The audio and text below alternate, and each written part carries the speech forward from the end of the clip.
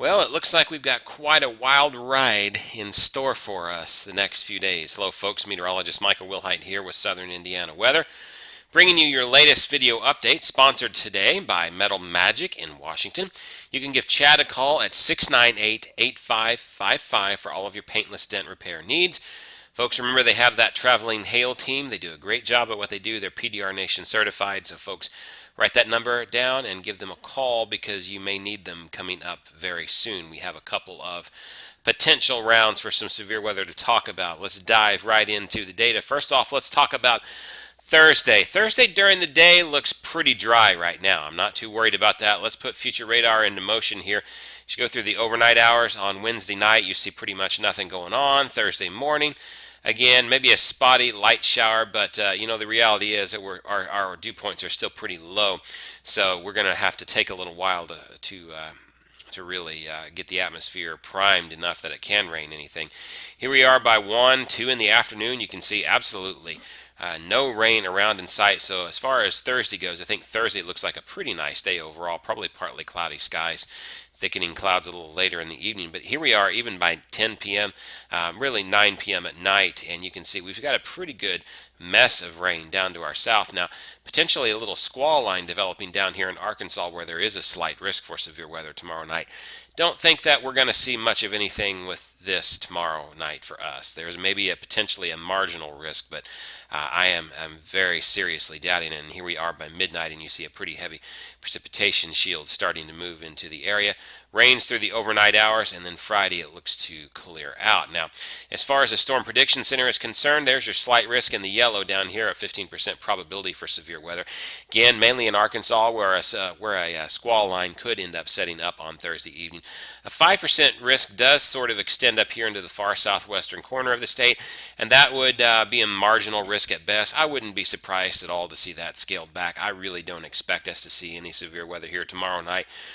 With the dynamics in play tomorrow, it's just there are some things that could promote severe weather, and there are a lot of things stacked against it, against severe weather. So it's an iffy situation at best tomorrow, and certainly not one that we'll just have to monitor it on Thursday to see whether anything takes place with it. But it's certainly not one that I see worthy of being very much worried about at this point. Now, we do have more rain chances in the forecast beyond this. In fact, I don't normally do this, but let me take you to southernindianaweather.com and go to the 7-day just to give you an idea of what we're looking at. And you see the rain potentially tomorrow night, maybe a strong thunderstorm stray, but not too bad.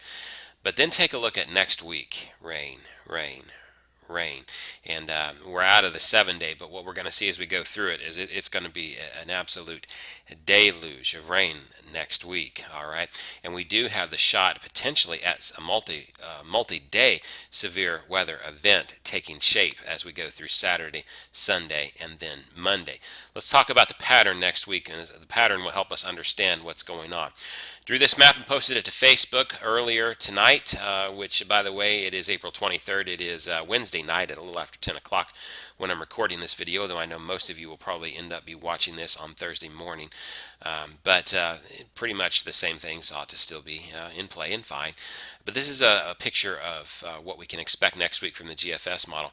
Notice a very strong high pressure up to our north, a very strong low pressure here. What we call this is a Rex block, and essentially what this means to you in layman's terms is that we're going to have a very slow moving system. You notice how the winds just sort of have to go around. They actually have to go around like this and then split flow around it like this, and that means that eventually this area of low pressure is going to slide this way and probably marry itself to this area of low pressure and eventually move out, but it's going to take a long time to do that because of this blocking high pressure up here. So that is going to set us up for a very rainy setup next week, and also the potential for some severe weather as this low does move in. So let's talk about that as far as what we can see. Let's first go to the GFS and just show you that rain. And here we are starting off by the late Sunday night hours. You see some spotty showers into the area. It looks like probably only about a 40% chance or so of showers and rain and thunderstorms on Sunday. Now, little better chance as you start to head into the overnight hours, but it's still not a great chance as far as that goes. Monday looks wet, and you can see that move through. Monday evening, we run the chance of potentially some severe weather as this area does approach us. And then notice this, here we are on Tuesday, you've got rain. All right, here it is Wednesday, and we've got rain. Here it is Wednesday afternoon, there's more rain. Notice the low just sort of as it moves, and it's just sort of sitting and spinning here, rotating its wheels, very slow to move. That's due to that Rex block I was talking to you. Here we are on Thursday. Watch what happens on Thursday. Yeah, more rain. Here's Friday. Notice we've got more rain in the area. Here's Saturday afternoon. There's still more rain in the area. You get the picture that we're looking at an absolute deluge of rain next week, where we've got rain chances on Sunday, Monday, Tuesday, Wednesday, Thursday, Friday, and Saturday next week, the way things stand at this point. Now, the system on Monday is very questionable as to whether it will see some severe weather, but I think there's certainly a good chance of it. It's really going to depend on how far north a warm front lifts into our area. If it lifts us up into the area and warms us up like the GFS model is wanting to paint, then I think we could definitely see a shot at some severe weather. If it doesn't lift as far north of that, then that's going to hinder us. So it's all going to depend on that boundary and how far north it lifts and how far into the warm sector we go. But let's take a look at the day 3. Let's take a look at the daily outlooks. And remember, this far out, they only issue 30% severe risks. So what these are upper end slight risks. So you can see a very much a multi-day risk taking shape for us. Now, here's the thing that I want you to see. If this is a 30% risk zone, remember that's an upper end slight, there is always a 15% risk that surrounds the 30% risk. And what I want you to see, if this is, let's go to green so that we can outline in the same color here. But if this is a 30% risk, probably what you're going to see is a slight risk really being extended more into this area where we become more into the 15% risk zone if I were a betting man, since this is the 30% slight risk. I do expect that this will be expanded in coming days. This is certainly not set in stone yet, but we do have some good upper level dynamics in play for us. Let me take you a look at this and just get to an idea of where we are at first. All right, so here is our upper level winds, again about 18,000 feet up. We're at the 500 millibar level. There's that strong upper level low. We've got that high pressure kind of out of view right over here. You've got another low pressure. Eventually these will work together and marry themselves and become a very slow moving system.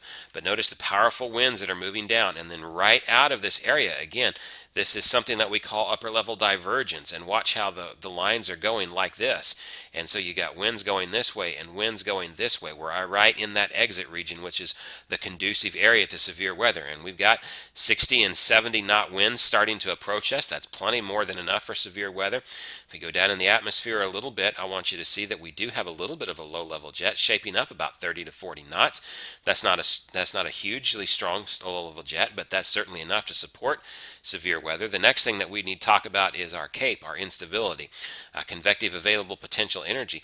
And it's not outstanding CAPE values, but you see enough CAPE values that we do have some around in the area.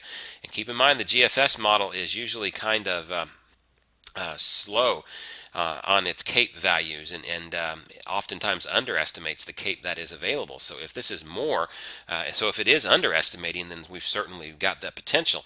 So what I'm saying is we do have right now, as it stands, we have the potential for a fairly significant event lining up on Saturday, Sunday, and Monday across the United States for severe weather. The question is, how far east will that translate? Will we be in that risk zone? Right now, if I had to place my bets based on the way the models look, I would say yes, but remember the models can change, and we will keep an eye on that in coming days. But certainly right now, this looks like one that we want to keep an eye on. It looks like it could be the first really decent shot of severe weather that we have had coming out of here in days. All right. Now after that, we're looking at a decent sized cool down as well. That same pattern that I'm talking to you about here. This Rex block pattern, as these two lows marry each other and they start to move out, we're going to be in the cold sector for that again. And let me show you what exactly it does. The low moves out Here's the surface low, by the way. Upper level low would be more up, and here they're usually kind of offset from each other. As that moves out, our winds turn out of the north. Here we are by Wednesday morning, and I won't go through all this because, again, it's just rain all week long. But what I want you to see is this. Here's the 35-degree line in the blue coming pretty down close to us, and it looks like low temperatures on Wednesday morning, according to the GFS model now, will hit the mid 30s. Notice the blue starting to mix in? That's actually the snow color bar. Now, would anything stick? No, not with temperatures this warm. Maybe a little bit on your windshield at best, and I'm not even sure it would stick on grassy areas. But what I want you to see is the GFS model is actually trying to mix in some wet snowflakes. So we've got severe weather potentially to deal with on Monday night, and then by the time the cold front has really swept through the area and we've got those cold northwest winds, by the time Tuesday night comes into Wednesday morning, we could be talking about some wet snowflakes mixing in with the rain. Now, is that not just absolutely crazy for the end of April, considering next week starts the beginning of May? Next Wednesday would be April the 30th, and we're talking on April the 30th of the potential for some wet snowflakes. Is it far-fetched? Yeah, it absolutely could be. It's not a guarantee this far out. But I show you this not to alarm you, because there's nothing to be alarmed about with this, but I want to show you how really cold it could get next week. Now, our high temperatures are not going to be in the 30s, but with lows dipping down that far, sensitive plants will need to be monitored, and you may have to end up getting some plastic to cover those sensitive plants and bring them in if you can. Be aware that there may be a few nights next week where you need to do that. Let's quickly talk about temperatures before we wrap up our video here. Take a look at the GFS model. Here we are on the 30th, right here. Here we are on the 30th. This is about 2 a.m. 8 a.m. Here we are by about 2 p.m. And it looks like the cool down really starts on the 30th, where our highs only in the low 50s that day. In fact, highs maybe not even getting out of the 40s on the 18th, if you believe the GFS model. Only a high of around 51. So for some of us. Now, here's what the euro says, and notice the euro is much more bullish. It actually goes out a little bit further in this view, and it gives you an idea of the pattern here. All right, it actually cools us down a little bit. It takes us down really on the 29th, really, to start the cool down, and then warms us up tiny bit on the 30th before cooling us down. If you can call 60 warm, it's certainly not the 70s, but it's not bad. But if we're only talking a high temperature in the low 50s, and then here we go into the first, we could be looking at on the first potentially a high even only in the 40s.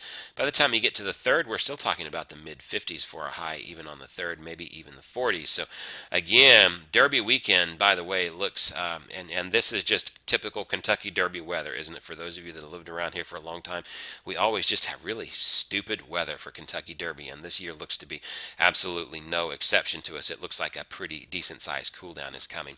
Climate Prediction Center agrees, by the way. If we take a look at the 6 to 10 day temperature probability outlook, well below normal. Even in the 8 to 14, well below normal. Basically, the eastern two-thirds of the United States is screwed with below normal temperatures. Our average high is about 71 right now, and it does not look like we're going to be anywhere close to that once this major front moves through behind our potential for some severe weather on Monday night. And by the time Wednesday and Tuesday and Wednesday catch up with us, it's going to be cold, potentially even 20, maybe even 30 degrees below normal at times. So enjoy the warm up while we've got it, folks, and the few dry days we get.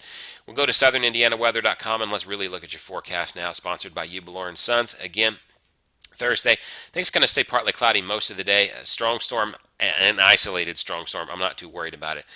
Turning cloudy with those scattered showers and thunderstorms probably after dark. It looks like maybe even after midnight before much of anything moves in.